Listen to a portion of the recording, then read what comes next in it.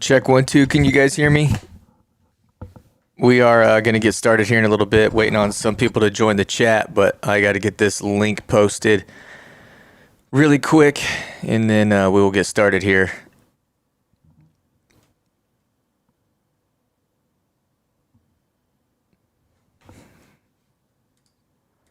Just trying to let some people build up in here before we get going.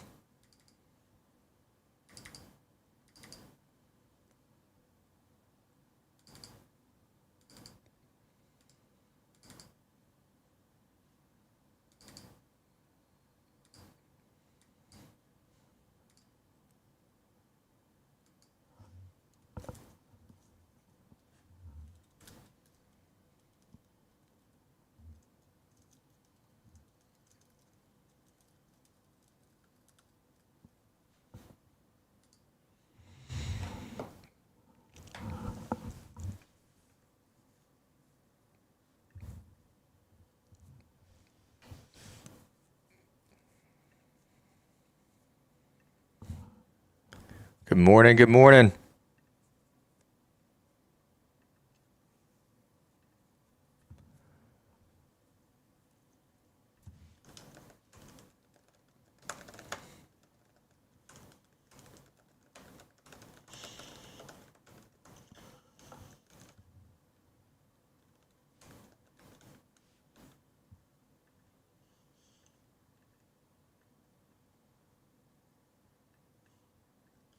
Good morning. Good morning.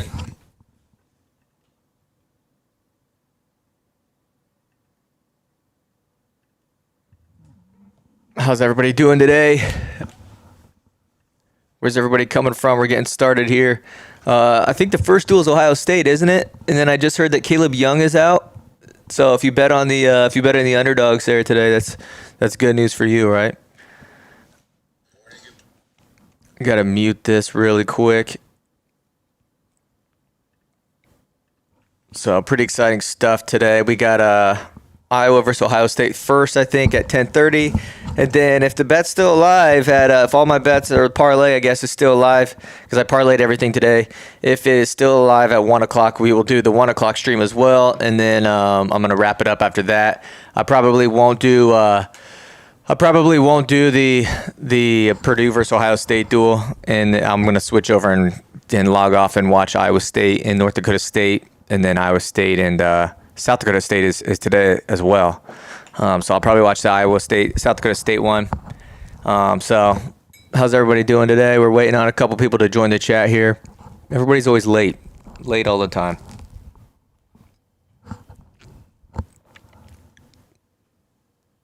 Tuning in from Arkansas. Do you guys like the Arkansas video that we put out? It was probably one of my favorite videos just because I've never been in that part of the country. It's always cool to see like I've seen wrestling in the Big Ten everywhere pretty much. I've seen obviously a lot of Big 12 stuff. Been to duels in Arizona, all over Iowa, Missouri, pretty much everywhere in the Midwest. And so it's cool to go down to the South and see kind of how they roll. They had the whole tailgating aspect, kind of treated it like a football game a little bit. But I will say a lot of those people weren't really into football. When I asked a lot of the guys the questions, oh, it's Purdue first. Sweet. When I asked a lot of the guys the questions about the Chiefs and Buccaneers, a lot of them could care less. But Caleb Young is out and Alex Marinelli's out. So if you bet on the dogs today, the way that Alaska, my bad. Sorry, Alaska. I want to get up there too. Shout out to the Hopkins brothers, Caleb Hopkins and his brother Levi. They're doing all right. But Caleb Young is out and Alex Marinelli is out. So if you bet on the dogs, you're in business. Right off the bat, though, Spencer Lee and Devin Schroeder. We got to think that it's going to be a sixer here, right? A six or at least a five. So I'm going to hope for a tech fall here, but the way Spencer Lee's going, it's probably going to be a pin. We're waiting on Chris Christian to get in the chat here. He's coming in from Colorado. He's got a family going on. Jeff Smith, what's up, brother? ZOU. Does Missouri wrestle today? I'm assuming they wrestled this weekend. I don't know if they wrestled today or yesterday or what's going on with them. Hold on 1 minute.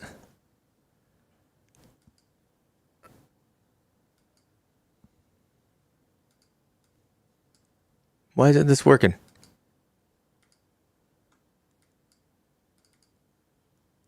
Oh, okay. Hold on.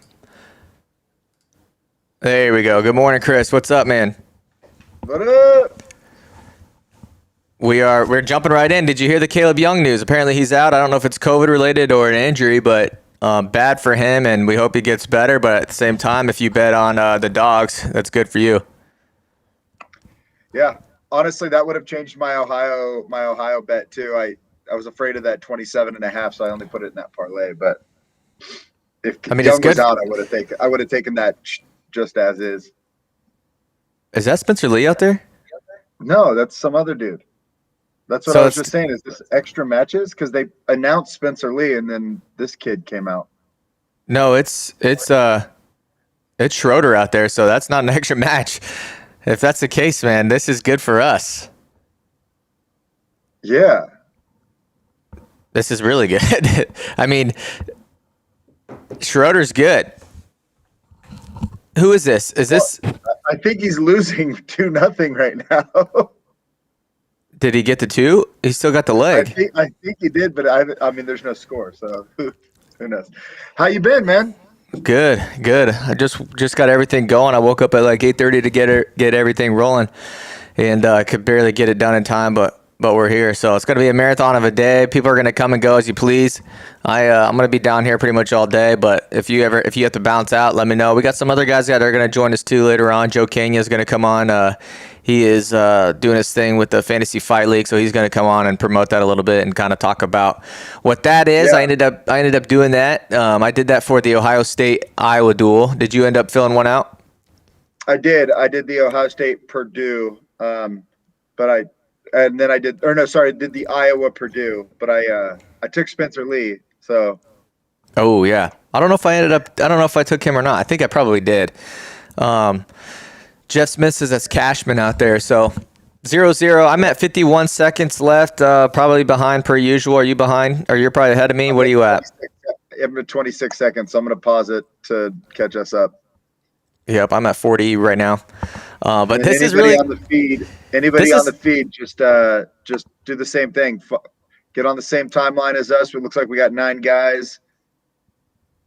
Yeah, we've got 9 people in here. Probably be lower numbers since it's so dang early. It's Super Bowl, but either way, I'm going to have fun doing it. Before we really get into it, though, shout out to Matt Mann. Use promo code Stalemates for 10% off. You guys, if you're a wrestling coach or anything like that, you have to buy wrestling mat tape. So go on there and check it out. They also got everything else. They got singlets. They got headgear. They have skull caps, everything. So go check them out. And then Barbarian Apparel as well.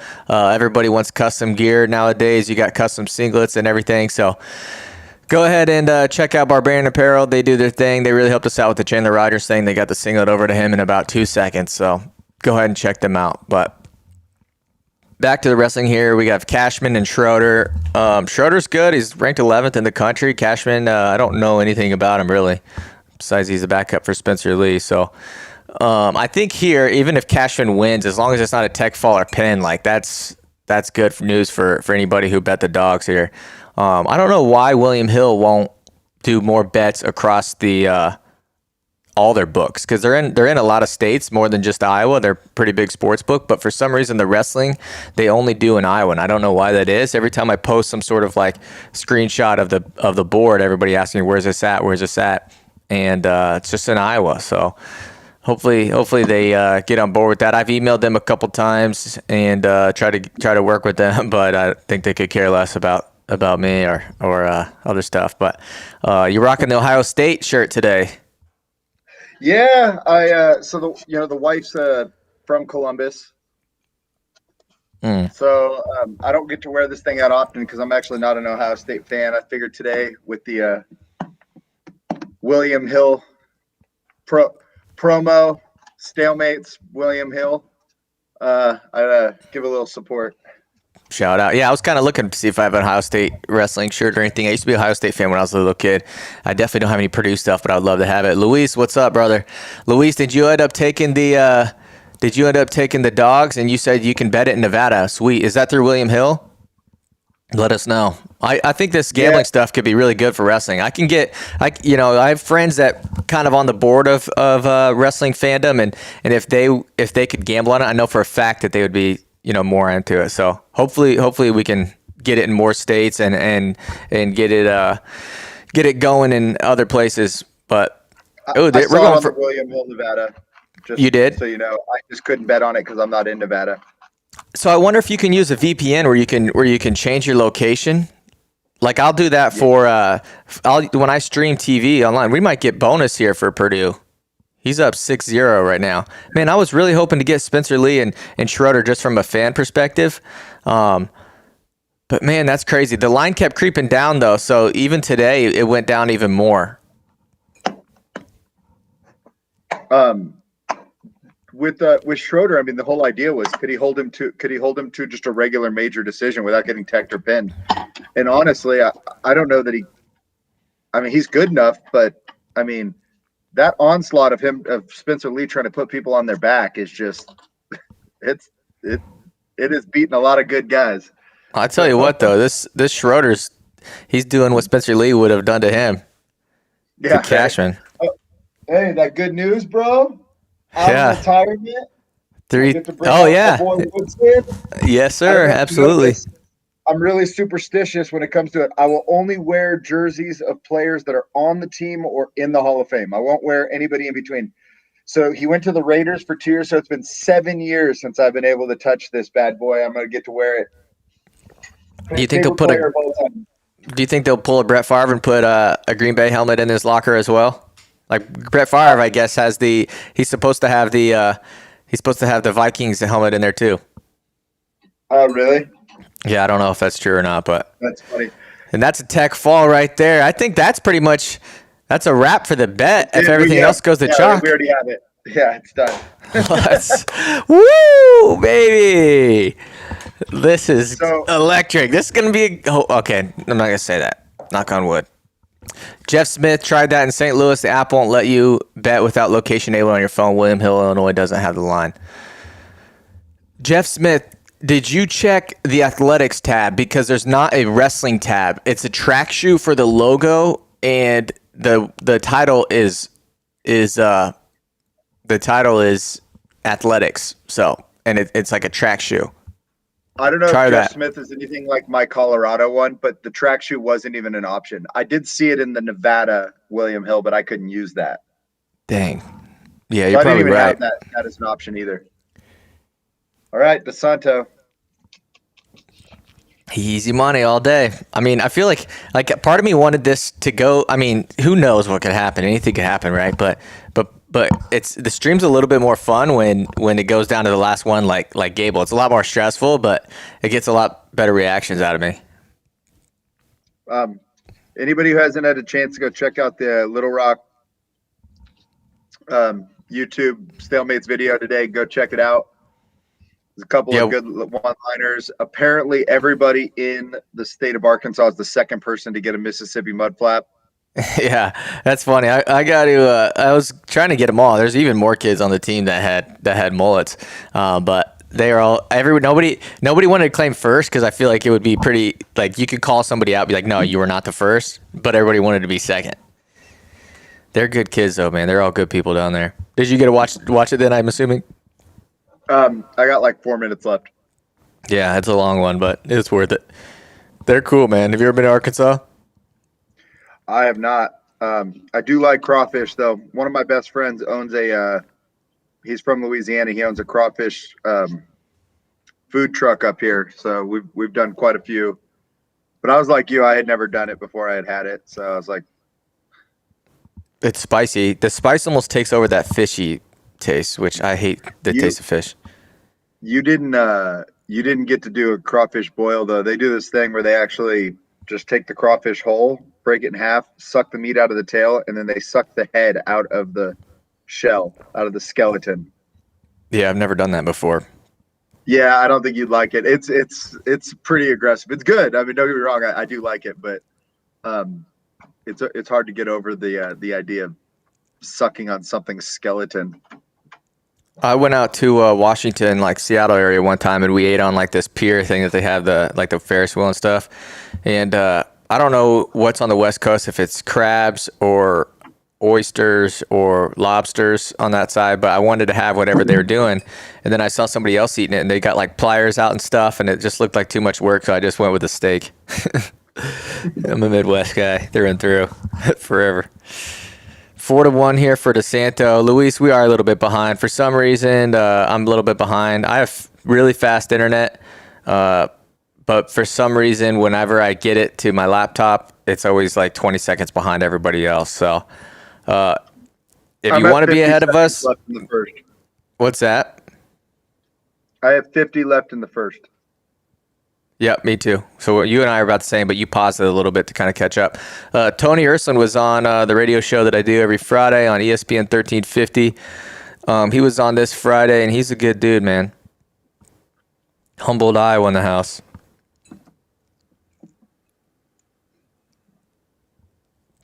So 5-0 for Purdue right off the bat. And if everything else goes to chalk, we should be good. I was kind of excited for the Kendall Coleman match, but I guess we'll get more points out of that, probably.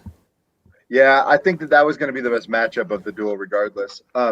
We had last night when I chatted with you, I had DeSanto getting a pin here, and that was still going to win us by a half a point. So I don't see any way we lose it now after Schroeder getting bonus points. I will say though, just telling everybody that I think that the Ohio State Iowa duel was the one that I was most concerned about, and then the Purdue Ohio State one too. I think I mentioned this to you yesterday, but Purdue matches up better individually, matches up better with Iowa, but they're not going to win any of the matches. Where Ohio can win 2 matches, but really are kind of going to get murdered in quite a few of them. So it's scary. It's a scarier variance. Yeah. I mean, I am excited for the Ironman Echemendia matchup. I think he's getting a lot better. When does Iowa wrestle? They are wrestling right now, Face Gaming. They're wrestling Purdue.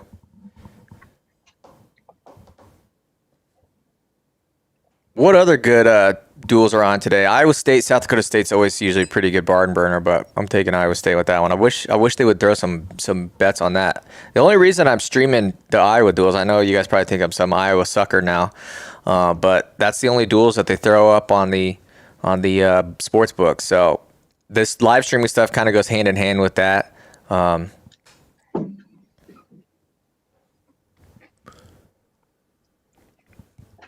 Now, do you think that no Tom Brand's on the bench is going to play a factor at all? I mean, I don't think it's the same as like football where, the coach calls plays and stuff, so he's not there. It does kind of change it a little bit. But in wrestling, I feel like, you're not really calling plays or anything.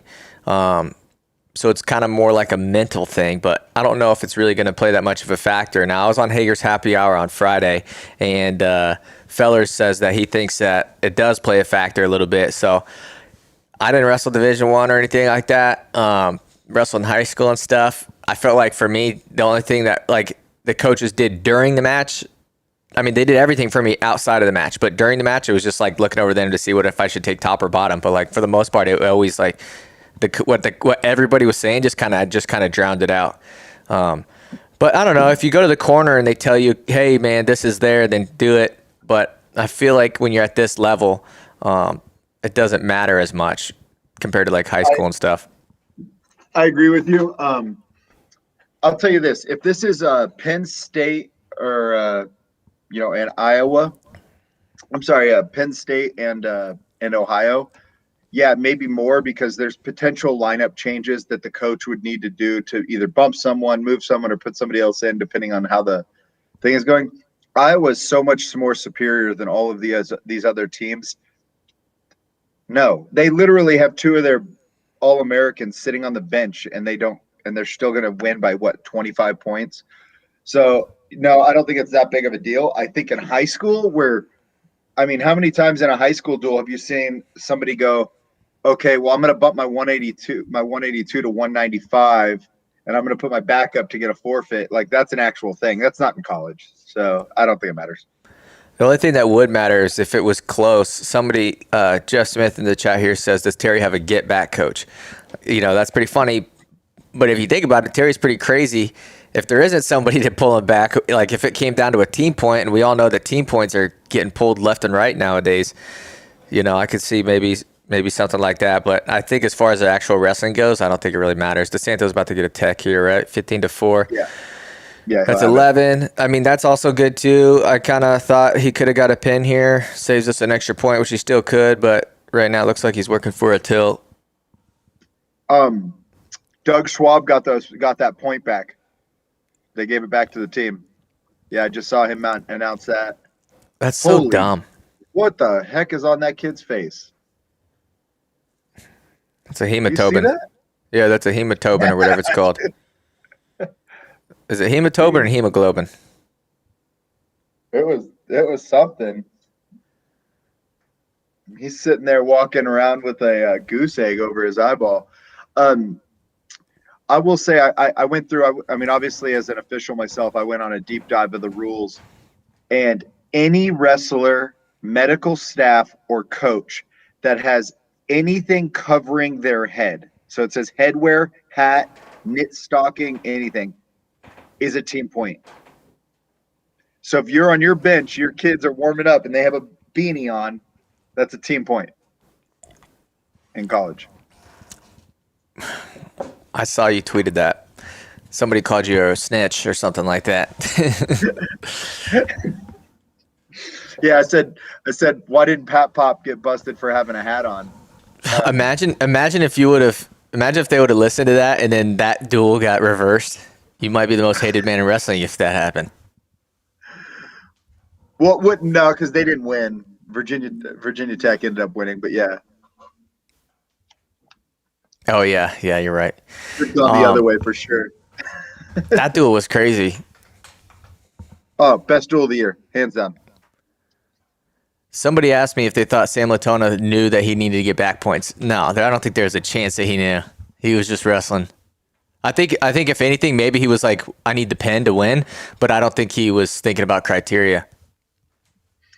And we know Camacho wasn't, because I mean he put himself in that position. He could have given that takedown without the roll, right? So you know what sucks? Like earlier in that day, all I have to say, I was glued to my seat. When I was on Happy Hour, I literally said that Camacho is looking really good, and I didn't say like Spencer Lee should worry or anything like that. I was just like, are you guys worried that he could like knock you bonused or something like that, or maybe be a little bit better than people think? And yeah, that didn't work out. But Sam Latona's pretty good. My neighbor was over here the other day and was telling me that, you know, watch out for that match, and he was right. Sam Kobe Bryant Latona 21-8. Yeah. This is a win for us. I mean, if it's not a tech, it's probably even more a lock, wouldn't you think? What's 23 minus 8? I don't know. It's a lock. Yeah, he got the tech fall with the riding time point. 15, dang it. DeSanto's looking good this year. Has he had a ranked matchup yet? Do you know off the top of your head? I mean, Not the Michigan that I can think of. The Michigan match would have been good if Beach is just. I think his ceiling is where it is. I think he's third, right? Yeah, I think that's his floor too. Who's going to knock him off to go below it, right? So it's who's at 33 for Michigan? Micic. He's not at 41. I don't think he's gonna wrestle, man. I don't understand that. I don't understand it for, you know, Micic, Evan Wick, some of these guys that are taking the year off. It's a free year, like. Yeah. And then there's especially because Micic could officially have been in college for like 9 years if he does this year and next year. And it's like he also pretty much has a spot probably guaranteed in whatever country he's wrestling for, right? Yeah, he's already he's an Olympian right now already. Doesn't matter what happens. Sam Latona because he representing qualified. Alabama high I school believe wrestling. I believe I heard that he had already qualified the weight, and he's the representative for Serbia. But I mean, answer me this. Okay, so you have Fix, Micic, and RBY. Which one of those is the only one that he has? I mean, which one of those can DeSanto beat? Fix, Micic, and RBY. Yeah, I don't know. I mean, he's beaten RBY, but last year, the way it was going, it was not good in that short amount of time. But so maybe RBY, right? I mean, that's the exact answer. And then you go, okay, who else in the country at 133 is going to be able to jump in there? I mean, his ceiling is third and his floor is fourth. yeah. I don't know. I'm cheering for him. I've always liked him. Back in his Drexel days, I was a DeSanto fan. Yeah, me as well. Just Smith says on Happy Hour, did y'all think NCAA's will have fans? I've already put in for those days off. I haven't heard anything about it, about Tix through Mizzou. I feel like it could be I don't know how open Missouri is. I mean, you're probably down there, so I don't know. I hope that they do. So on Happy Hour, and Chris, you might be interested. Chris, are you? I know you're a ref. Can you ref, like, if we had a card or something like that? Would you be able to ref it? Yeah, but I'm not very good at freestyle, so it'd have to be folk style. Well, I think we're going to do folk style. So what we're going to do is Hager's Happy Hour will have a duel, or we'll have a team, and then we'll have a team. I think what we're going to do is like 5 weights for the main card and then like an undercard. I do want to do like dual style scoring, so we're going to try to figure it out. This is all pretty preliminary here, but we're trying to get some refs going. I think he said you, and then one of the guys from Blood Round, is a ref. Or I don't said know if you. Tommy would do it because he's a NCAA ref as well. So I know they have a bunch of regulations that he'd have to abide by. So I don't know what the rule is there, but if he does it, that would be pretty cool. Yeah. I mean, he's one of the top officials in the state of Michigan, and we know Michigan's pretty good at wrestling. So, well, we want to do it like the Wednesday night before D1s, because then we could save on travel. Because we'll try to get wrestlers who are like coaching kind of right now, like not really doing the Olympic thing or anything like that, and we'll do folk style, and so we can save on travel by not they're already going to be there. And then Crafty by Jay Nyman there on the edge. But that'd be cool, wouldn't it? Oh yeah, I was watching that portion of the Hager's Happy Hour, and I thought that was pretty fun. I mean, you guys, I think the one thing you'd have to do is you have to say, okay, here's the 4 weights, or here's the 5 weights we're going to do as our main card. Here's the 3 weights we're going to do as undercards. Now go out and just look for people to fit that. But if you guys try to pick and choose, you're going to have a hard time matching people up. So there's 2 different ways we think about doing it. Like, they go get their own guys, we go get our own guys, but we try to work together on, like, we want it to be competitive. So what I was saying is, like, I don't want them to go out and get like a freaking world team member who's down to do a folk style match, and then I have like, a guy that I'm friends with, run out there and wrestle him. So we're going to try to match it up, so something that we're even, and then also the wrestlers will know kind of who they're getting ahead of time, so they don't go out there and be like, oh great, I got freaking, whoever it is. Spencer Lee, yeah. But so then I just got off my couch. I have Spencer Lee. Yeah. So we also thought about doing if we did 5 weights, we throw all 10 guys in there, and then we draft. So you'd only have like 5 draft picks, because obviously if it's Dan Dennis versus McDonough and they pick McDonough, then I get Dan Dennis, right? So there's only 5 picks, but I think either way that'd be cool. Yeah, that's a good one. Hey, BBBRUT. Claunch is not an official. He tried officiating one time. I do know this from chatting with him about it, but he tried it one time or maybe for a season, and absolutely said he was horrible at it. Those are his words, not mine. I wasn't there. But Tommy, his partner on Blood Round, is a very big official, high up in Michigan, and his sister as well.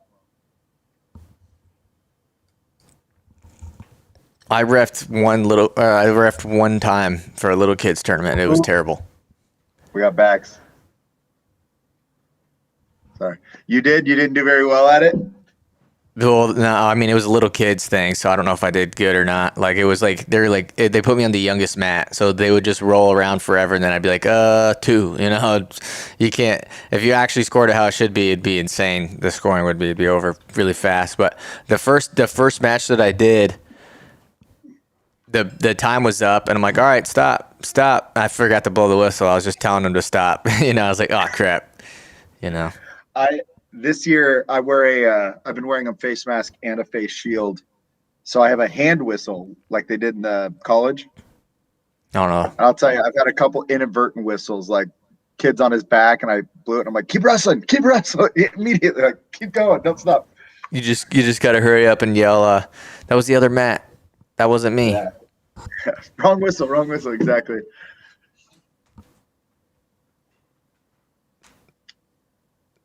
So the dual scores tied 5-5, 7-0. I don't know who this Phileas kid is, but I mean, Ironman is just so good. Do you think he can beat Rivera? I haven't really watched Sebastian Rivera wrestle, but I think it's wait. They have Ironman ranked 1 on here. Did he get it? He got it. Sorry, I'm probably a little ahead of you. That's all right. So what were you saying? You didn't get to watch Rivera? I haven't really got to see him wrestle yet, but I'm confused. Like, Nick Lee's wrestled already, right? Once this year. Why is Nick Lee not ranked number 1? Which I guess it depends on what ranking you go by, but somebody had him, somebody had Rivera number 1, I think, and I don't know. Not I mean, they're all like, it's like you got 3 guys that should be ranked number 1, but Nick Lee was ranked number 1 all year last year. I think Ironman might be number 2 in all of them, and then it's either Rivera 1 or 3 with Nick Lee the other way. Personally, I think Nick Lee's going to win the whole thing. I think he's going to win the whole thing. I think he is, just watching what I've seen on the mat. So this isn't feelings. It isn't facts. It's just what I've seen. I think Nick Lee's going to win the whole thing, but I think Ironman's the other finalist. Rivera is good, but he is not. I mean, Ironman is a big guy for that weight, and it's going to be tough. How do you think Ironman's doing at Iowa compared to Mizzou? You think he's better, or is it just kind of picking up where he left off? Oh, I mean, I think he picks up where he left off. He's, top 4 type wrestler when he was at Mizzou. I'll tell you, the one thing he can do now is he can let his emotion out a little bit more and kind of be that hit, kind of hate to say, like, that dickhead he really is inside. I don't know. I mean, I love it. Oh, this could be a pin. Does this put us in danger at all, or do we think Max Murin would get the pin here? I mean, it was 37 and a half. I had Murin winning by decision. Is this kid the backup, do you know? I have no idea. I mean, I got it at 37 and a half. So. Yeah, I think he's the starter. And I had a major. I had 4 points. But he might pin him. We're on the edge of the mat, aren't they? I can't tell from this angle. No, gosh. Hey, Luis Berrigan. Yeah, they don't. I didn't see the over/under lines on it, but if you look at the point spread, you can kind of figure out the over/unders that they based it off of. So Luis said he wants to slow down a little bit. So Luis, I'm at 1:38, and I think Chris is probably just a couple seconds ahead of me. I'm at 1:30. So here, I'll give it a few seconds. Yep, I'm at 1:28. Face Gaming says this is not the starter. Okay. So that's kind of a good thing for if that's going to be the case for the Ohio State duel. You know what I mean? For anybody who picked Ohio State -5.5. Anybody in here, Luis? You're probably the only one in here that threw some action on this. Did you take Ohio State -5.5? That's the only one I'm kind of iffy about, I think, today. I mean, the second match too, but I just pretty much went off of WrestleStat, the dual comparison. So I reached out to those guys, and I'm trying to get like a win percentage for that.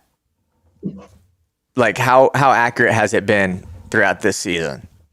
the dual Oh, comparison, and they said that they have the information, but that'd actually be pretty big there. who'd you talk to? Obrats? The one in Iowa. I don't know where they live. Anderson. Oh, gotcha. Yeah. So I've never That'd really. be good information. That'd be good information to have because it can help you base your information if you're going to use that as a tool when you're doing future betting. Yeah, and it'd be cool to get like a running total of what they have. I mean, I wonder if I could go back and look at previous duels and see what they had, but it's a lot of work, my friend. How much time do I really want to put into that? You have a wife upstairs who's probably not going to allow certain things to happen. That might be one of the ones you choose not to do. I mean, I'm also just not. Yeah, I mean that, but I'm also just not like a lot of wrestling people are spreadsheets and brackets and stuff. When I was in high school, I used to do that stuff in study hall. I'd go through and always kind of look around and look at old brackets and stuff like that. But anymore, it's just I'll deep dive for a cause, so I won't just like go and like oh, let me search all of this random stuff, like Kozak. yeah. My brain doesn't work that way. But if you're like, large schools in California have an unfair advantage at medaling at the state tournament, I'm like, let me go check that, and I'll go 2 years and I'll check the student population of every school that medaled for like a 2 year. Like I won't go back like 10 years or anything like that. And I'll figure out, 89% of all medalists came from schools with more than 1,700 kids or something like that. But I think that is part of like, it's like my procrastination, like how I procrastinate. Like I can only stay focused for this small, finite amount of time. So that's what you're going to get out of me.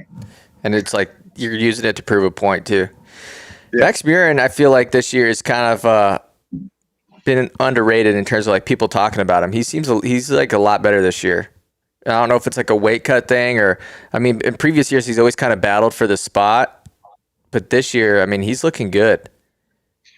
I mean, he was ranked third last year. Yeah, I just feel like people don't really talk about him enough, or maybe that's just me. He was ranked third. He got as high as third. So funny story. Justin, who sent us the donut beer. Yeah. So he was involved in a trade with Brandon Olinger out of the Inside Trip, where they traded. Oh God, I want to say it was Max Murin and like Shane Griffith for like Montalvo and like another non-placer. And I'm like, how is this? He's ranked third. And they're like, well, he's never AA. And I go, he's ranked third. The other guy is unranked. How are we going to justify that this is? But in reality, that's how much respect I have for Max Murin. Like having never AA'd, he was still that dude's a brawler.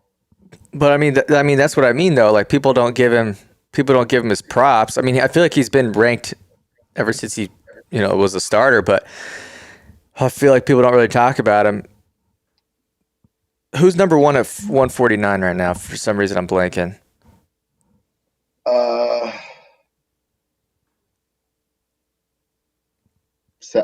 Is Sasso at 49 or 57? 57. I'll tell you in a second. 49. Sasso's at 49. Then it's probably Sasso. Let me do this. I'm going on internet. Oh, it's AOC. Okay. AOC, Sasso, Mahler, Llewellyn, Dagan, Store. Okay.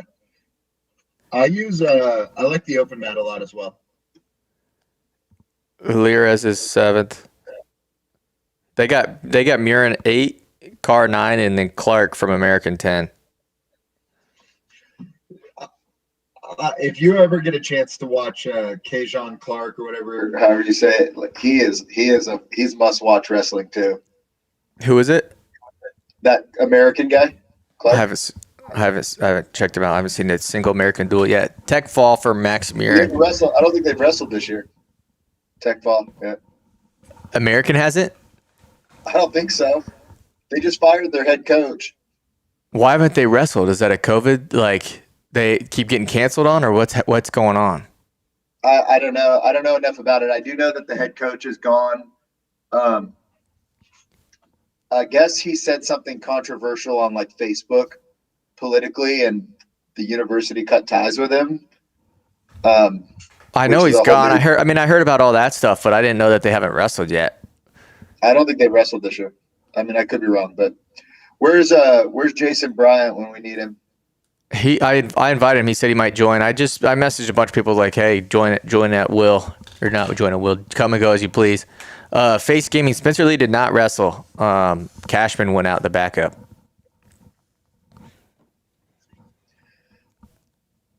And just so you have this, the open mat also has it as AOC, Sasso, Mahler, Llewellyn. The open mat does? Yeah, they have store at 5, and I don't know that I like that all that much, but everything else is pretty good.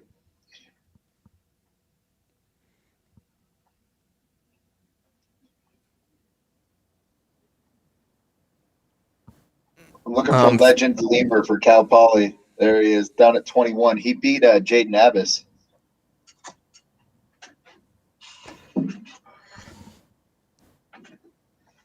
Commercial break here. Do you have this nice icy Zen? For a commercial? Yeah, it says mine says enjoy the Zen. We'll be right back. It's not a real commercial. It's because I told you I do it through YouTube TV, so I don't actually have a normal subscriber. We pay for an internet service. So I use DirecTV Now, which is like DirecTV streaming service, but they got bought out by AT&T TV. I'm not that impressed with it. I think I started paying when I first started paying for it. It was like $55, and now it's like $80. I don't understand it. Okay, cancel it and get YouTube TV. I think it's $65, but it works on any of our devices. It worked when we were in Ohio. We plugged into it and just logged on the smart TV.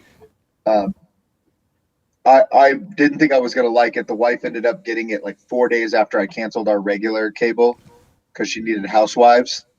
And I kind of gave her a hard time about it, but honestly, it is so much better than the standard services like Xfinity or Time Warner. Face Gaming, we do not know why we had it on silent. So somebody who has the sound on might be able to give a better example. They announced Spencer Lee, and then a different person walked out. Cody Arnold says Terry Brand's first move as head coach of Iowa is benching Spencer Lee. I hope that was true. I mean, it's not true, but how funny would that be? That is hilarious. Wait, this is not even. Shout out to my Little Rock, Arkansas. Oh, you bought some swag, huh? Yeah, I do some side wagering with Kevin Claunch every now and then, and our standard is a piece of apparel from a program of our choosing. Okay, all right. So when Darian Caldwell went for that huge throw at the end against Pletcher, I covered the 4-point spread and got some Little Rock, Arkansas shorts. Sweet. I'm wearing the Northern Colorado shorts. These things are sick. Some fight shorts in case anybody wants to come down here and throw some bows. How was Arkansas? Yeah, I mean, as far as the actual wrestling, I know I saw a lot about the atmosphere, and that looked really cool. I mean, that school seems bought in. Definitely good at what it was like women's basketball national champions a bunch of times. But how was the actual wrestling as far as like being Matt's side? They're going to be good, man. They're a lot farther than they probably should be in terms of second year programs. They got a really good kid at 25, Kyler Brewer from Kansas City, and then they got another good kid at 33, Paul Bianchi. Maybe he's 41. He's either Iowa, 33 or 41. No, I think he's from Wisconsin. Somebody told me he might be an Askren guy, but he's pretty good. And then they got a kid that transferred from Oklahoma State, Tristan Mills. He's kind of like a middleweight guy. He's also pretty good too. But no, they got those kids are. It kind of seems like a natural fit, because there's not a lot of Division I programs in the South, especially that area. I mean, you got Oklahoma State and Oklahoma, which Bedlam today, shout out to that. But it seems like a natural fit. They're all bought in. A super nice facility. They got a ton of space. Like that Greg Hatcher guy, millionaire, something like that. He built this facility for them that's like basically just a huge Morton building and just a ton of mat space. They got their own little wrestling room. We actually have a facilities tour video series that will be coming out. We did one at Campbell, Northern Colorado, Arkansas, and then we're going to do a couple other colleges here soon, and we're going to release them like week by week by week, probably in the off season. So you'll get to see everything. But I mean, they're bought in, man. I think they're going to be a contender for the Pac-12 coming up, in probably the next 3 to 4 years. And Coach Arisman and Maldonado and Chandler Rogers, obviously they know what a good program looks like. So, well, I'm a Pac-12 fan. I'm one of the rare wrestling junkies that is from California that just loves Pac-12 wrestling. So obviously being in Arkansas, it's kind of weird. But oh, sorry. Coleman's putting on a little clinic right now, I think. So I appreciate them growing it, and it looks like they have a ton of support. I mean, their club feeder program looks like it was doing pretty good. Did I hear that they have like Pat Smith coaching out there at like one of the local clubs? I don't know, but I have a Pat Smith story. Obviously, I knew who Pat Smith is or was. Even more so since Brian Warner's Wrestling Changed My Life podcast, which was amazing, by the way.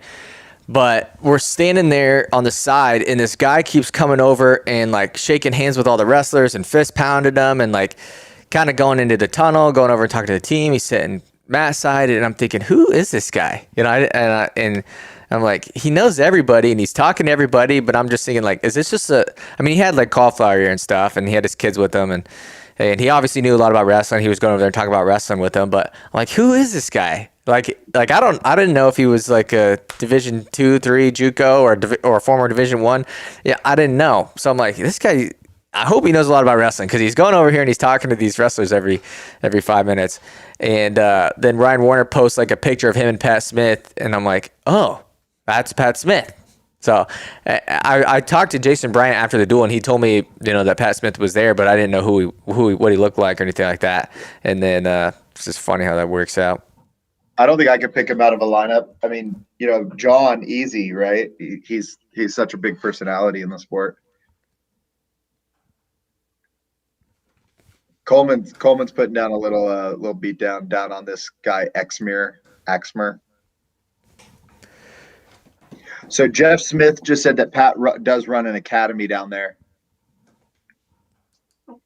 I mean, there's only one place to go, right? If you're a kid that wants to stay home, there's only one place to go, Little Rock. So, I mean.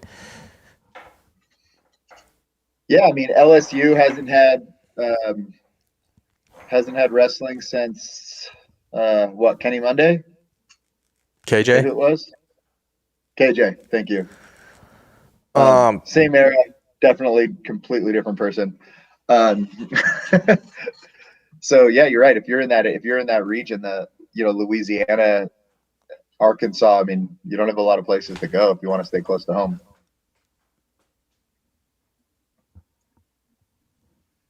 Nine to 3 here. I mean, if he bonuses here, that's probably even more so a wrap, huh? 16 minus 5 is 11.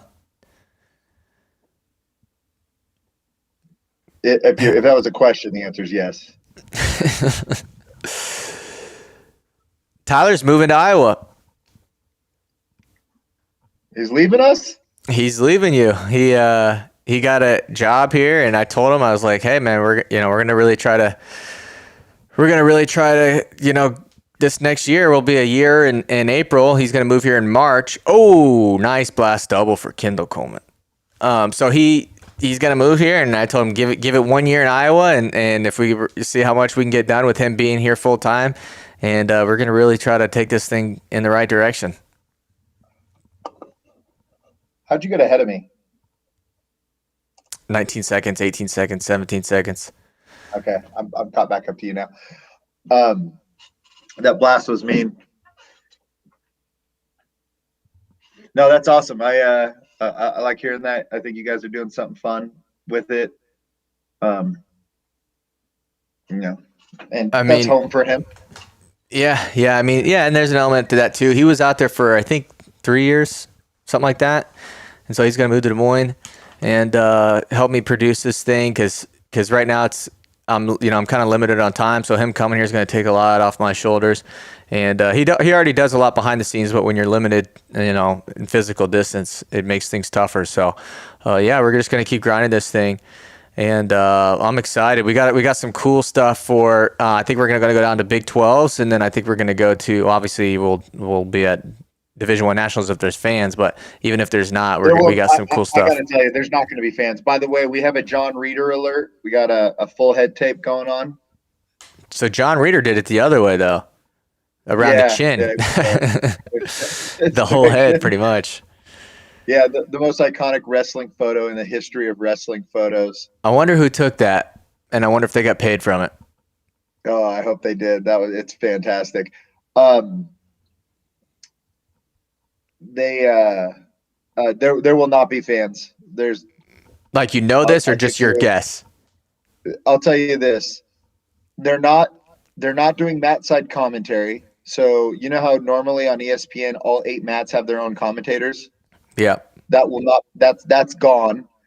That's so stupid. That sucks. And they said oh, I know. Well, I guess the guy who ran that got fired from ESPN or left or something. I don't know the whole story. Same thing. That'd be more of a Jason Bryant topic. But I guess his whole crew left, and they used to bring people in. But I heard Willie talking the other day, and he was saying that getting press credentials are going to be incredibly hard. They're not going to give them out like they used to. They're not allowing people to come in and do the mat commentary on the side of the mat as extra. If they're not doing that, I see no way that they're letting fans in. We're going to make it hard for media to get in, but we'll let normal fans. I don't see it. Yeah, that's a bummer. I mean, it'll be easier to be without the mat side commentary and all that stuff. Honestly, it'll probably be easier to do reporting from home. You can't interview any of the wrestlers. You can't get anything. At least when you're at home, you can have all 8 mats on your screen. I mean, it's gonna suck though if there's no commentary. Like, commentary does add an element to it that you don't get, especially for the average fan who doesn't know. And the NCAA brings a lot of people who are just that average fan, that doesn't know anything about wrestling technique wise or anything like that, and that helps those people a lot. So imagine a wrestling fan that isn't really involved with the sport, just watching a blank, you know what I mean? They're not going to be into it. They're going to probably turn it off. I mean, even the casual fan doesn't get the slight nuances. Is when what Quint Kinich or whatever his name is does some crazy blunder. Yeah, however you say it. Put some respect on his name. Gabe Dean, if he's how he feels to go out on top, and he's like, I got another year left. Like the casual fan doesn't know that that's a blunder, but they get to hear that cool commentary, right? So for them, that's fun. If you take that away, if you take away Billy Baldwin looking like he's done 3 rails and has his top down going 120 miles down the highway, hair flying, like that's exciting for the casual fan. And taking all that away is kind of sucks. But I wonder if they'll have somebody do it remotely, because I think doesn't Flo do that? Like, there's a way to do that. If they have guys doing it remotely. I mean, I think if ESPN was going to do it, they were just going to do it anyways. I think there's organizations like Flo that might try to do that. They have the manpower.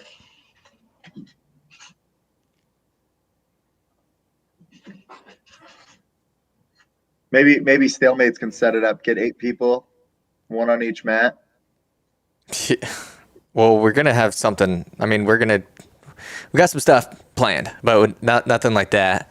I just want to be available. I take the time off for it anyways. You know what I mean? So I think we're thinking about just going down there anyways and just reporting on what it's like in St. Louis anyways. So you never know. Absolutely. Why would you not? I got vetoed on that. We're having our first kid here any day now. So the wife was like, yeah, there's no chance you're leaving in the first like 3 weeks to go to a wrestling event. It's just not happening. Yeah, your world's about to change, huh?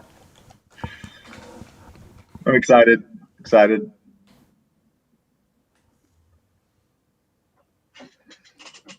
Are you on commercial break? Yes, we are. Might as well give a shout out to Matt Man.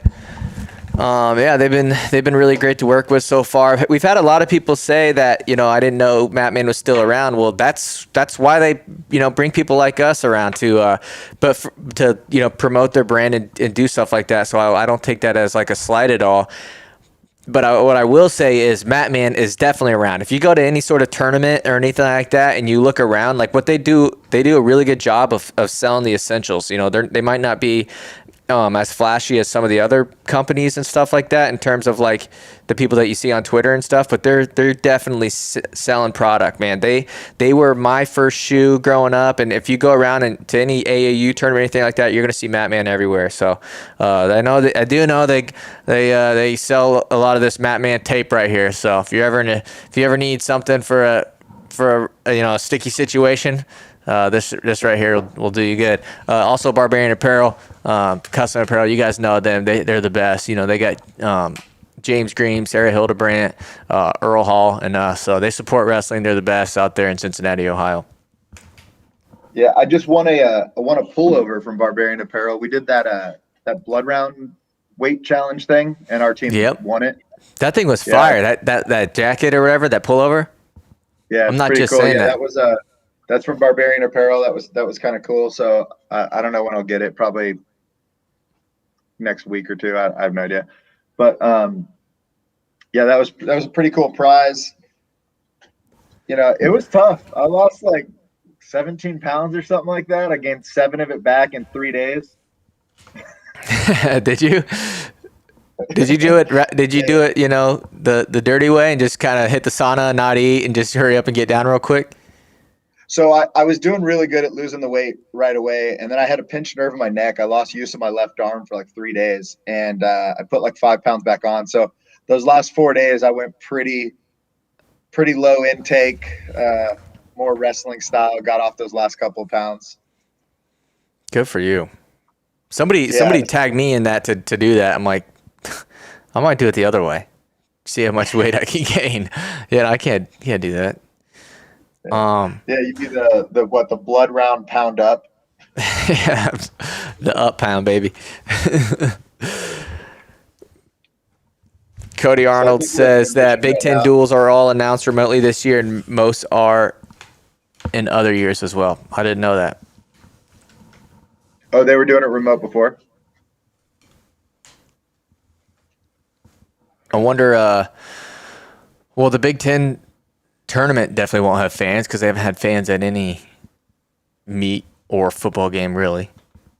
So I did see, though, that Carter Happel's mom posted a picture with Luca Garza and posted on Twitter. The thing goes viral. I actually meant to put it in my weekly tee, but I kind of ran out of I wanted to keep the video kind of shorter, so I kind of ditched it. But she took a picture with Luca Garza, who's Iowa's main basketball superstar, right? Probably the most popular athlete at Iowa right now, and a popular Iowa Hawkeye podcaster. He covers Iowa sports. He's kind of covers everything. So if you're an Iowa Hawkeye fan, you know this guy. I think his name is John Miller, and he quote retweeted it, kind of bashing her, saying like, maybe let's not go up to athletes right now during a pandemic and get photos, because she was not wearing a mask and Luca Garza was wearing one, but his was kind of pulled down. He had a little chin diaper going on, and people were kind of going crazy on her and stuff like that. So one, what I'm bringing this up is they must be allowing family at the events, right?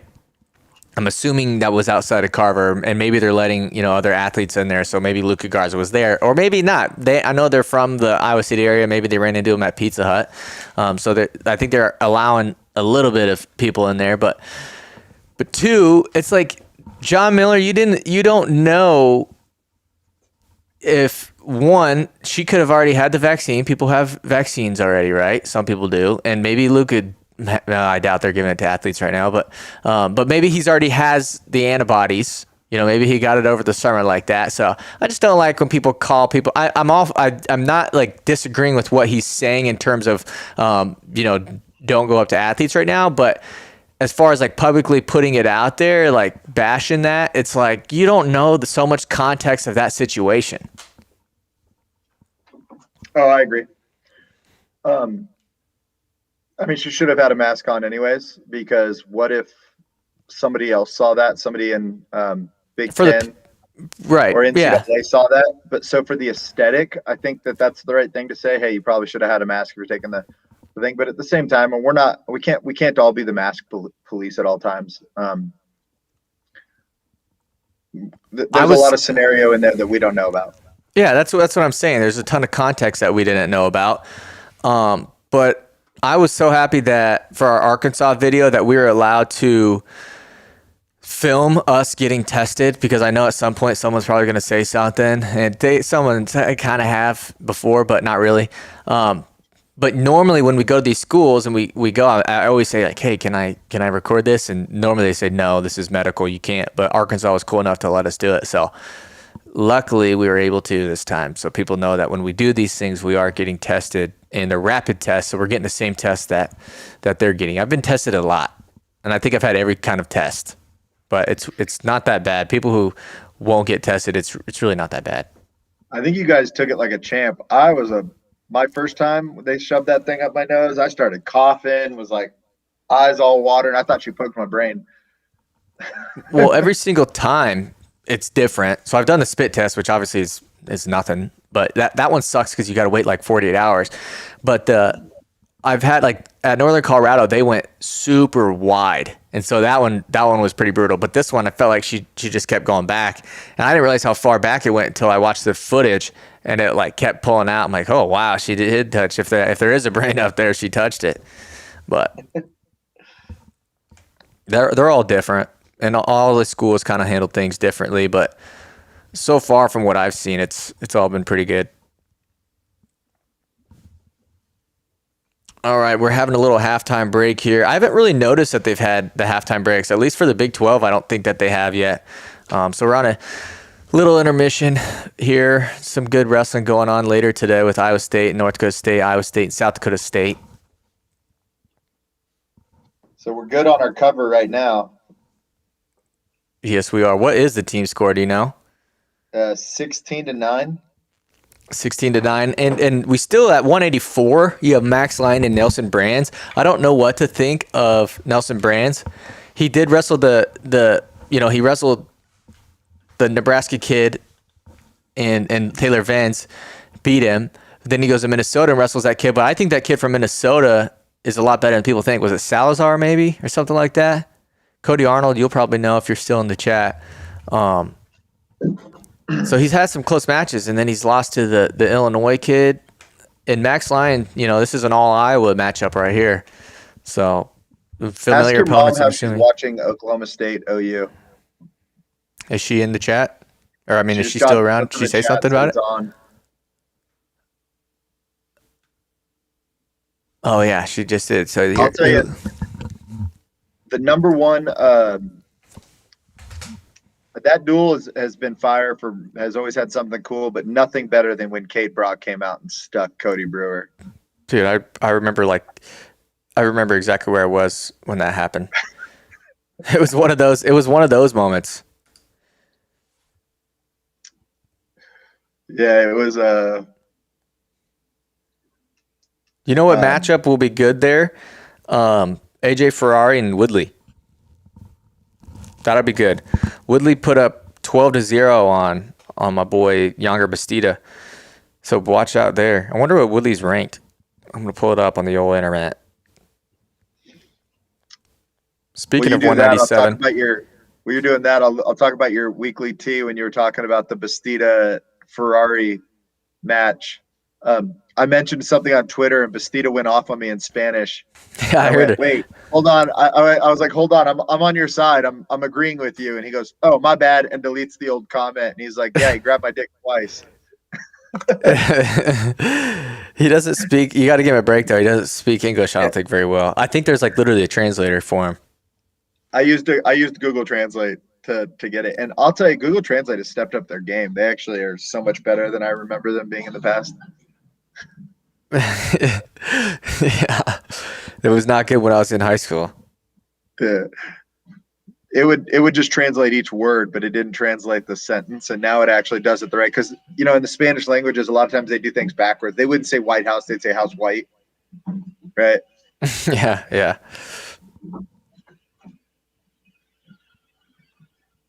I don't know if you can hear this vacuuming. Sorry, the wife probably couldn't wait any longer. Oh no, it's all right. Did you find out? Yeah, they're ranked 11th and 12th on Intermat. Yeah, that'll be fun. I mean, I have brands, but I mean, Woodley's. I mean, sorry. Yeah, you're switching there. I have Ferrari, but I mean, Woodley's tough. All right, Joe Kelly here getting taken down right off the bat. Good for the cover right now. How do you say this last name? Do you know? Nyhouse. I was gonna go totally white with it. I don't know if it's correct, but I'd say Nyhouse. Nigenius? Nigenius. Nyhouse.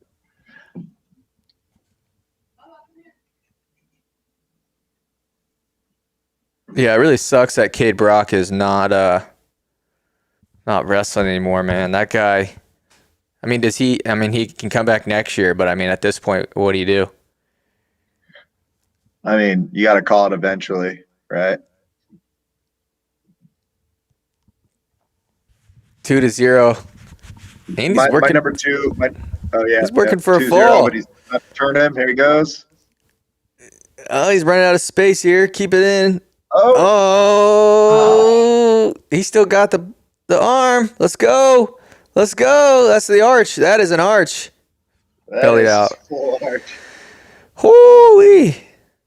There's some fans right there. Number two, Cade Brock moment. Him versus Tariq Wilson. I know he didn't end up winning that one, but NCAA's. I was 4 feet from that match. They both kind of wrestle the same style. Wait, who'd you say Cade Brock? Oh, and Tariq Wilson. I was thinking Dom Demas. Dom Demas and Cade Brock. No, I was talking about the NCAA match. I think it was quarterfinals. I think it was Tariq and Cade. And I didn't know who the Tariq kid really was at the time, but it was from 4 seconds in, you knew there was about to be some big throws. Like there was no fighting it. They had to go back to their true nature. Well, Cade Brock and Dom Demas in the Big 12 finals, I think it was, is must-watch TV too. And it's funny because at that same weight in that same conference, you got Ian Parker, who wrestles like complete opposite style. Like he's Mr. Fundamental, like no throws. He's going to get a single leg. He's going to wear you out. So with like those three guys at that weight in the Big 12 was always fun to watch. Here's a pin. This has got to be a pin. If this was the same ref from the Illinois duel, it'd be a pin. Nothing. 4 more though. I mean, this is Rap City though. If this is the case, let's go. Goes good for the parlay for sure. So is Purdue Ohio State wrestling on a different mat right now? Or not Purdue? Sorry, it's a tri-meet, not a quad. Yeah, it's a try. Yeah. Yeah, I want to see if I can look up where your mom was watching the other. Oh, they said it's on Fox Sports Oklahoma. Yeah, I don't have that. He's gonna get the fall. He's been going for it. Joe Kelly is worn out. I wonder if that's any relation to Michael Kelly.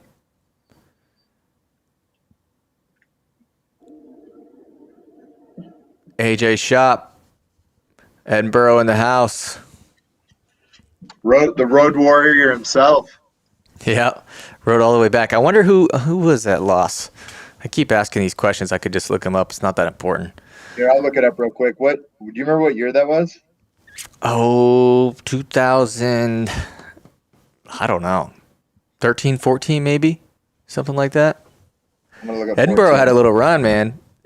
They just shot Mitchell Port. They had another guy that was a bigger guy that was pretty good. Habit. Like 80. David Habit. David Habit, but they had another guy that was like maybe 84 or something like that. That was a stud. And I can't think of that coach's name off the top of my head, but he's doing the same thing in West Virginia. He's getting some hammers down there. Mitchell Port, I think, is assistant coach down there. Although West Virginia, they went up to Wyoming, and Noah Adams lost to the number 9 ranked guy, Buchanan, I think, and then Buchanan turned around and got pinned. Yeah, honestly, Schultz is going to go number 1. I mean, Tanner Sloan. I mean, Tanner Sloan should be the 1 seed. I'm just talking about rankings wise. Tanner Sloan's he's on a mission this year, and he already beat. I have him on my fantasy league. I'm pretty stoked about it for our WrestleStat league. He beat Noah Adams in freestyle, which I know doesn't matter, but AJ Ferrari, younger. That's got to be a pin. I mean, this kid's fighting, but nope, that's a wrap. Come on. Okay, so 2015, Shop lost to Caleb Richardson from Pennsylvania, from Penn, and then he beat up. Then he had a 2-1 win, barely win over Maryland, 2-1. Then he pinned Utah Valley, pinned Harding from Oklahoma State, pinned D Camillo from Virginia. So he went on a little tear after his first 2. Oh, is that a fall? Yes, it was. Woo!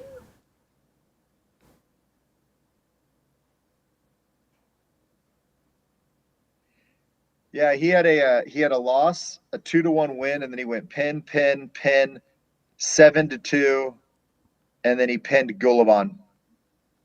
And then for 3rd and 4th, he won 4-3 over Dardanes. It's a hell of a run. It's no Chip Ness run, but it's a hell of a run. Chip Ness. That guy beat my Sam Colbray.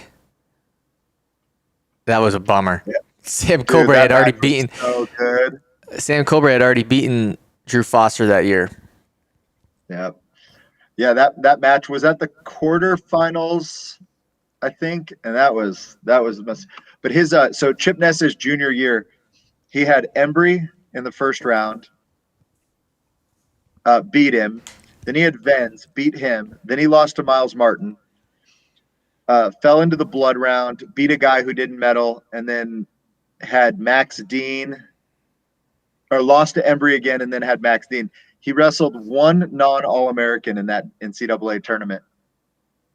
Wow. That's a good draw. Yeah, including beating the guys who took 2nd or 3rd and 4th. 15-16. Did not see this coming.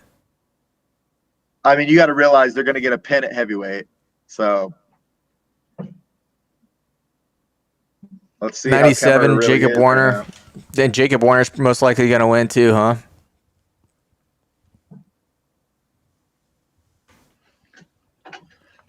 I wonder if Spencer Lee's going to wrestle in the second duel. It sucks. I wonder, did they say anything? Does anybody know? Did they say anything? Like, hopefully that wasn't COVID related, because then, the next weekend's the Penn State duel, right?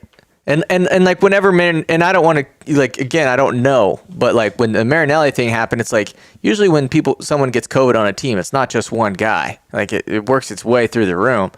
And so, the Tom Brands comes out, and then I don't know why Caleb Young isn't wrestling, but it is, I really hope that's not the case, because there's some really good duels coming up for the Iowa guys.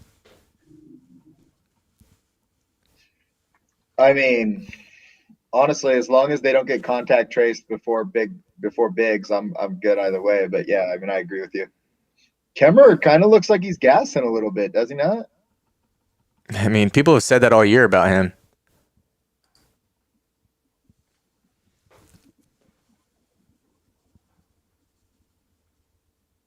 There's something about, for me, and like my OCD brain, I don't like when not that this matters, but I don't like when wrestlers wear a piece of equipment that doesn't match That green knee pad, it's been bugging me.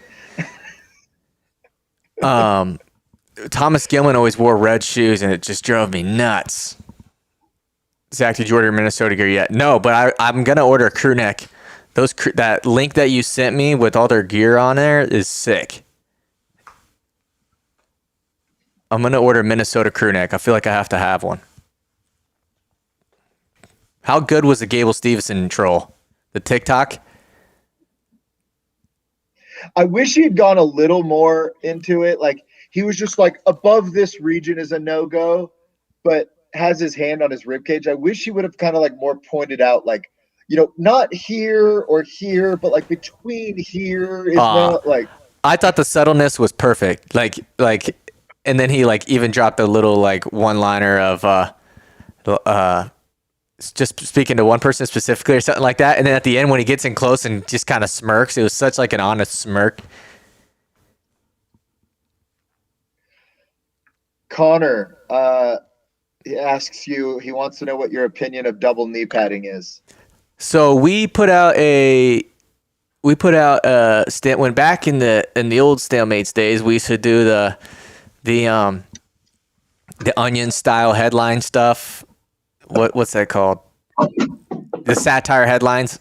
And we put out one about double knee pads, and there's some people naming a bunch of stud wrestlers. So I think if you're a stud wrestler, was it Stephen Neal maybe who wore double knee pads? There's a couple of like really good guys who wore double knee pads. I always wore double knee pads because and I hated it because I don't like the way it looks, but I always had like my knees always had like fluid in them or something like that. Like they were always banged up, so I kind of had to do it. Oh, nope, nothing. When I was in on a double. My junior year, I tweaked my left knee. I've always had a rough right knee, but I tweaked my left knee, and I wore it for that season. But I was always the big knee pad on one side, your lead leg, like that big volleyball knee pad. Look, this might be a pin. Why'd he stop it? Oh, he got the pin. I don't think it matters. Oh, okay. I don't think it matters. But Connor, you're a Cornell guy. I want to know what you think about the Spartan RTC practice inside a mall. That's kind of cool. Is that mall? I'm assuming that's some sort of rundown mall, like something that nobody's going to that mall anymore. Because how wild would it be to like go in to buy some pants from Banana Republic and then out walks Yanni Diakomahalis, which I'm assuming if you're buying pants from Banana Republic, you might not even know who Yanni is. But it was also cool to see that Yanni was still there at the room when they were doing that thing, like saying that he lived in the room. I remember whenever I think Flo interviewed him last year or the year before, something like that, and he was saying like how he slept at the old whatever center that's called, the old wrestling practice room, or the actual Cornell practices and not the Spartan RTC. So it's cool to see he's still living to his word, spending a lot of time at the room.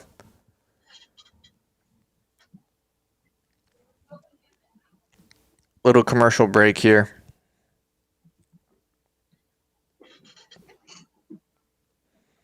Honestly, I just want the Purdue Ohio duel to come on. I'm ready for that.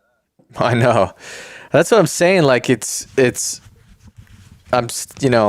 far as the gambling goes, it's like you also don't want to be stressed. Like it would suck to be stressed out the entire duel, but as soon as Cashman went out there and he got teched or pinned or whatever it was, it's like, well, like these lines for Iowa, it almost sucks that Iowa's as good as they are this year because the lines are just ridiculous.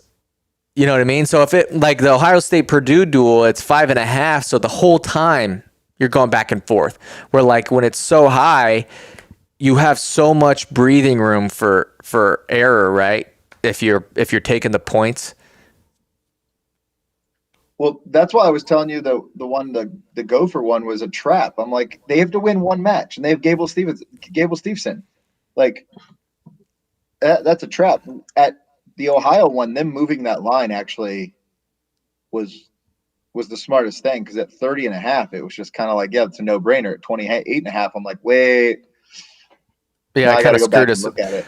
I kind of screwed us by waiting, but I was just kind of going. I was like doing a ton of research yesterday, trying to figure out what was going on. Cody Arnold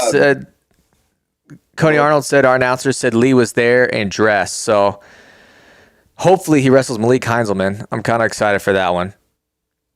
I mean, are you really though? You just want to see Spencer Lee wrestle, but as a match, I mean, yeah, I mean, I want to see him wrestle, but for the betting's sake, I don't want to see him wrestle. But I can't imagine he's there and dressed and isn't going to at least wrestle once. Yeah, I agree. Yeah, if he was there, for sure. Oh, this is the one of this duel that I wanted to see the most. Yep. Let's get into it. 2 minutes and 45 for me. I don't know where you guys are at. The team scored 22-15, so I'm going to go ahead and say that the bet is already locked up. Yeah, they can't win it. Because Penn would be 12, 18 points. 18 plus 22. It'd be 38-15, right? Or 40-15. Was that math? Am I doing that wrong? Yeah. It'd be 40 minus 18. Yeah, it's a wrap. 22. I mean, unless Terry goes out there and just takes away all the team points. Is there a certain number of team points? Purdue would have points? to get their team points taken away. Oh, yeah. Yeah, you're right. Well, I don't see Tony Ursuline doing that anytime soon, but Max Line was a big recruit coming out of high school for Purdue. He was from a smaller school, I think. I can't remember off the top of my head. Or maybe it was a bigger school. I think he actually might have been a 3A guy. I don't know what I'm talking about. But do you have Terry Brands on your screen? Yep. Sorry, I hate to interrupt. He is wearing a Hawkeye Wrestling Club sweatshirt. That is not a team branded jacket. That is true. Call it in. Sorry, go ahead. Sorry, I didn't interrupt you, but call it in. If Halloween was closer to now, I feel like I would dress up as Doug Schwab for Halloween. That'd be pretty good, wouldn't it? What point did you guys get in on? Are you talking about the line? I got in at for this one 37.5. Let me double check. 37.5 Purdue, 28.5 Ohio State, 5.5 Ohio State is what I took. So a lot of people want to talk about Nelson Brands needing to get to his offense more, which, I mean, when you're a littler guy, when you're not littler, but when you're a smaller compared to the other 84 pounders, I feel like that wouldn't be the game plan, wouldn't you say? I mean, it's hard for me. I'm not good enough of a competitor to know the difference at those upper weights.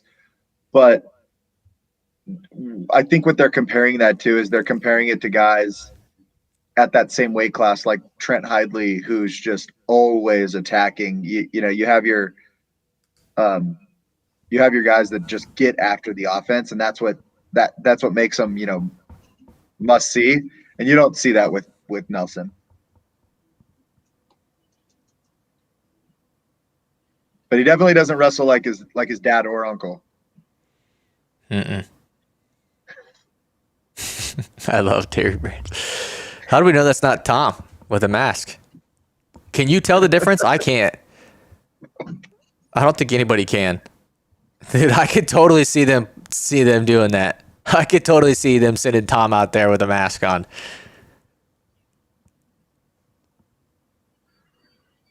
So Lewis got in before the lines changed, so he's really secure. Because I don't think with these lineup changes, I don't think that even if you switch out Lee, I don't think there's any way that Ohio covers on Ohio State at 30.5 points. That Ohio State covers on Iowa? Yeah. I'm gonna go to WrestleStat real quick and do the updated thing without Caleb Young in there. Dual comparison.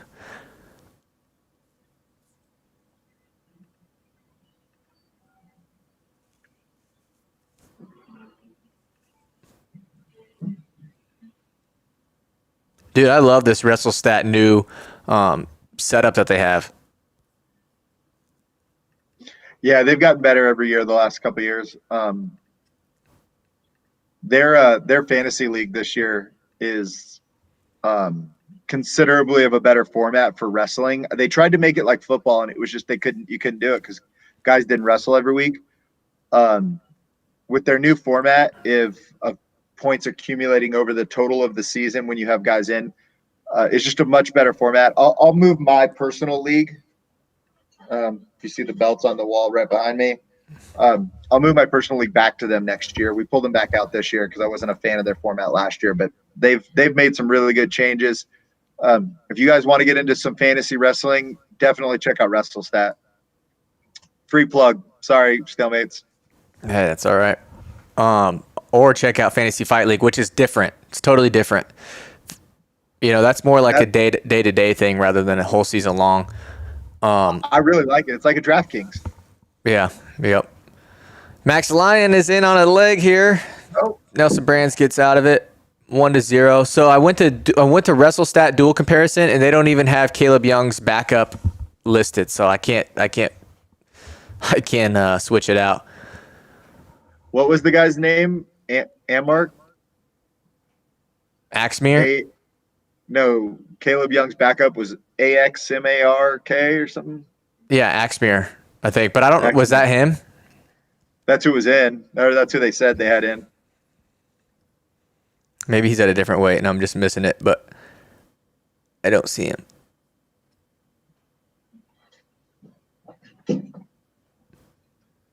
Oh, wait, he's a 49-pounder. They do have him.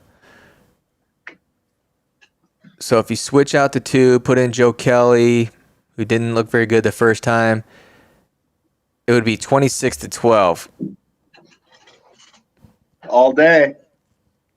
Which would be 24, which is a little closer than I want it to be, but I kind of screwed us. I mean, we don't know about Spencer Lee. I feel like he's going to wrestle, though. I have a feeling. Why didn't they throw him out against Schroeder? Are they really trying to like protect him here? Like, they're really trying to protect him against Schroeder. He's never even had a close match with Schroeder, has he? Didn't he tech him in the finals last year? No, it's not been close. But I mean, it could just be like. Don't say load management because there is no load this year, right? Well, I mean, Spencer Lee only had 14 matches last year, right? Before he won the Hodge. Oh, yeah, true. This is a typical year for Spencer Lee then. And I'm not hating on him. He's just, you know what I mean? 5-0 for Max Lyon. He's the best wrestler in the country. It's not close. I mean, Max Lyon? These other guys, Gable, all these guys are fantastic, but Spencer's the best wrestler in the country. We'll see what Cody Arnold has to say about that.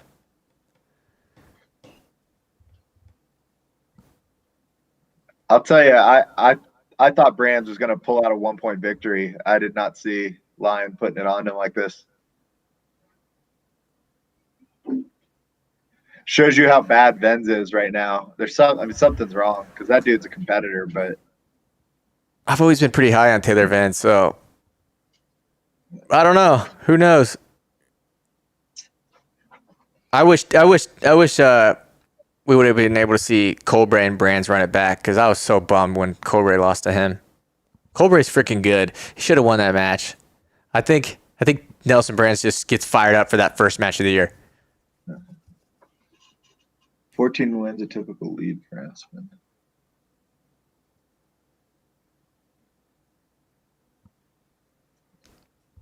Do you know what Connor's talking about? 14 wins is a typical lead for Aspen. I don't know. Oh, for Spencer Lee. Spencer Lee. Oh, gotcha. 14 wins is a typical season for Spencer Lee. That's not a diss. It's just, no. You know, I mean, he does get banged up. 6-1. Max Lyon. That's a good win for. That's a good win for him. Imagine if Purdue pulls off the upset and wins. I mean, Warner and Cassiope coming in. I don't see any chance that that's happening, but it would be really funny. What would be duel of the year if that was the case? If Purdue wins, is that duel of the year over AC State or NC State and it's NC State all day. That duel was crazy. This would be a bigger upset for sure, but the competitiveness of every match in that duel was fun. Yeah, it was so back and forth, and it came down to criteria.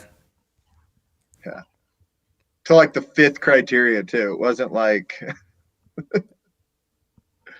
I couldn't even. How many criteria points can you go down? That's like the wrestling version of pi, right? How many numbers in pi can you go down? What's the criteria? I don't even know the first one. Is the first one match wins? It's most match one. It's like most matches, and then like unsportsmanlike. Is it bonus? In high school, it's completely different. I just went to criteria I at a duel in high school. There were 4 total matches wrestled, but they both got 2 pins. And criteria 1 is like unsportsmanlike by the wrestlers, unsportsmanlike by the coaches, unsportsmanlike by the personnel. Like the first 3, so it's all the same. Then it goes down to like most pins. They had tied. Most forfeits given. That was a tie. And it came down to most points scored. This was last week. And the one team lost by 2. One of their wrestlers got a 7-second pin. So he lost his team a dual meet by not getting near fall first. Dang, that's stupid. Have you ever taken a team point away? Fastest amount of time. What'd you say? Have you taken a team point away from someone? Yeah, I would say I probably have, but more at tournament. I've done it more at tournaments than I have in dual meets. I've done it in a dual meet, but you got to be pretty egregious. I'm not doing it for wearing, for not having your knee pad up when you walk out on the mat or something like that. Oh, tilt.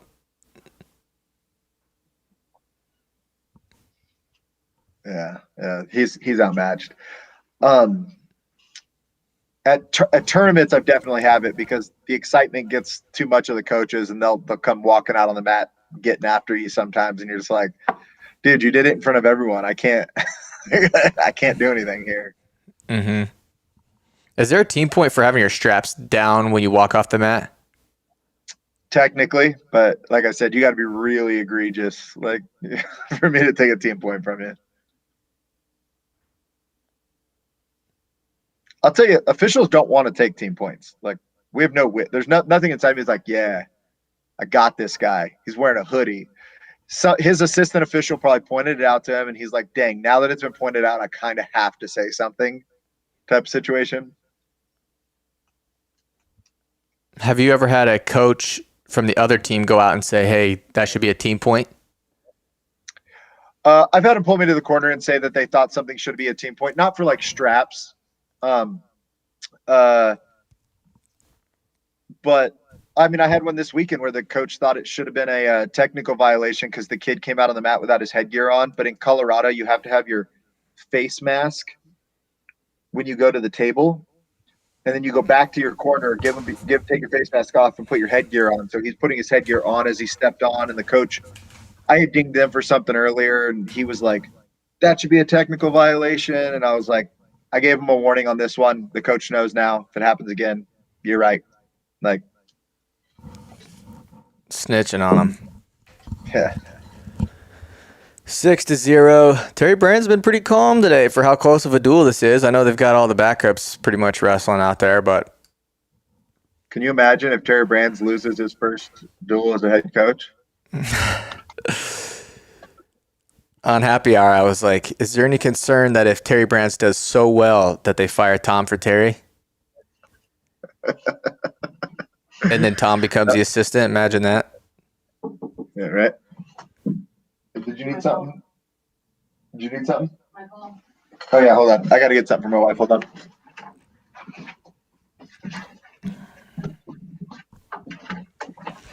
Six to 0 here.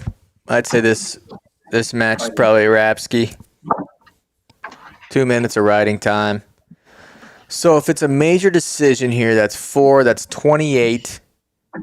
Yeah, there's nothing Purdue can do if that's the case. If they keep it Oh, to a if even they if they keep pin, it doesn't matter. if they keep it to a regular decision, it'd be 25 minus 18. And this is just for fun. I don't have anything on this. Would be 7. So they would need A pin and a Terry point taken away. yeah. Yeah. I wonder if you can do in-game betting for wrestling. That would be I don't fun think they too. have any. I don't think that there's a wrestler out there that's setting the lines that can do that right now. I mean, for football, it's all an algorithm. Okay, so they took it off the board. So you can't even bet on the next duel if you wanted to right now, which kind of sucks. So they just took it all down.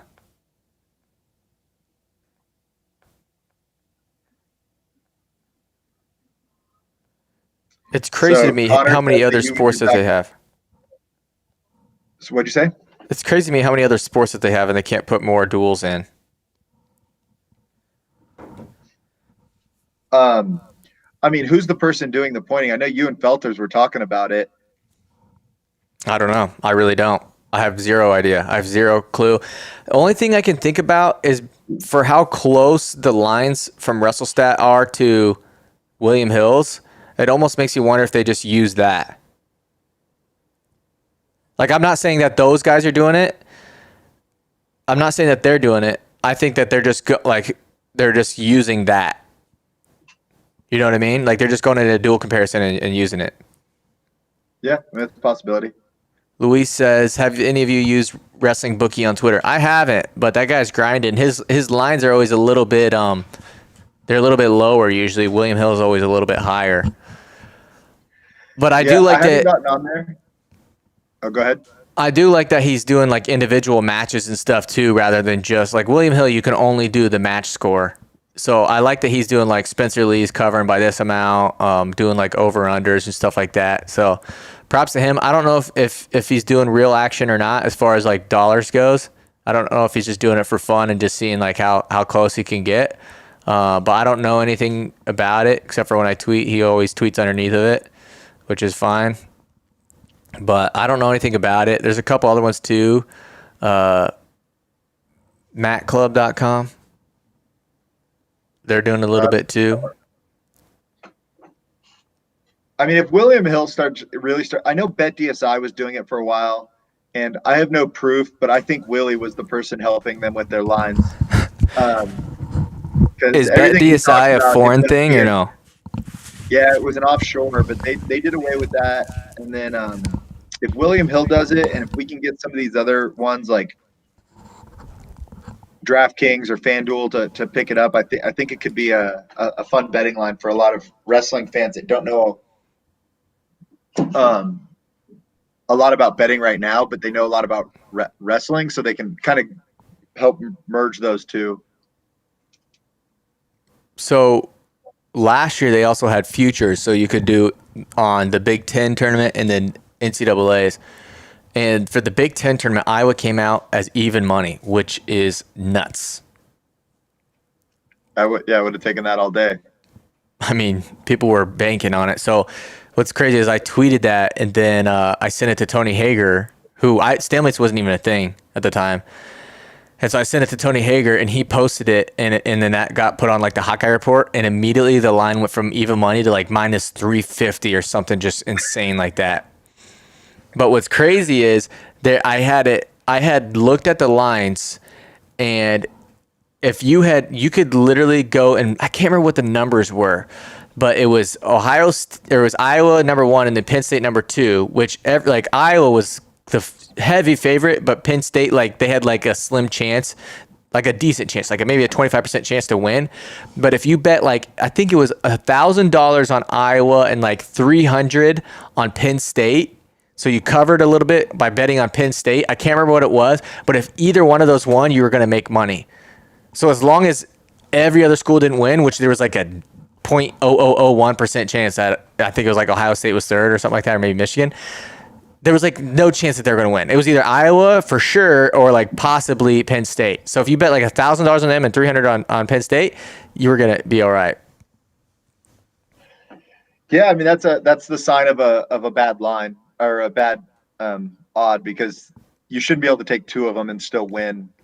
But But it I depends don't on think I they. guess it depends on when the futures are done. If it's right before the Big Ten, then no. If it's preseason, yeah, I mean, right now, if I take money on if preseason I took money on Kansas City and preseason I took money on I don't know, Green Bay, I could have still won either way, right? Yeah, but that's way more riskier than Iowa Penn State. Like Iowa Penn State, I was trying to explain it to my friends. Like, you don't understand, like how, like my non-wrestling friends, how much. Oh, he's tired. He don't understand how crazy this is. I sent it to, I follow a couple gamblers that are on Twitter, and I sent it to them, and you could just tell they weren't wrestling guys. Like, oh yeah, I like that, but didn't tweet it. I'm like, guys, this is like, if you're willing to put up, I think it was like $1,500 or $1,300, like you're almost guaranteed, pretty much guaranteed. Like it was like $400 or whatever it was.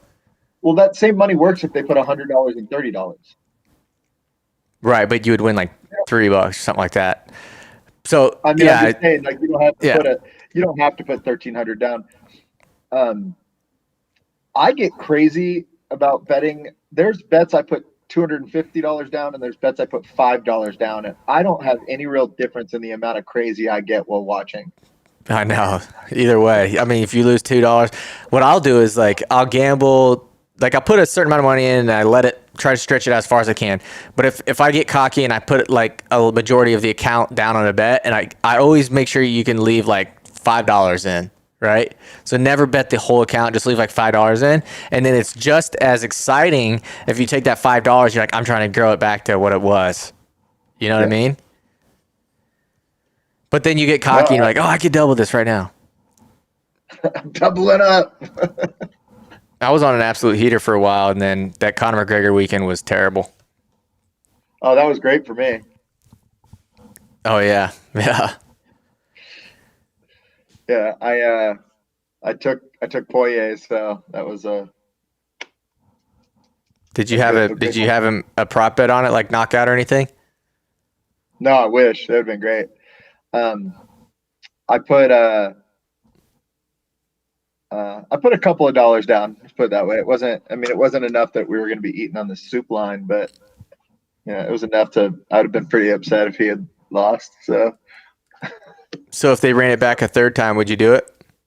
I'd probably take Connor, to be honest with you. What was it the first time that made you not do it?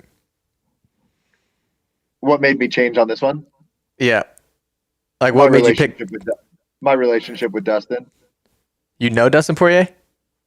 Yeah, we so I own I'm a minority owner in a manufacturing business, and we make one of his lines of products, and we had just started, so that him winning was big, for potentially really big for us. Have you talked to him before?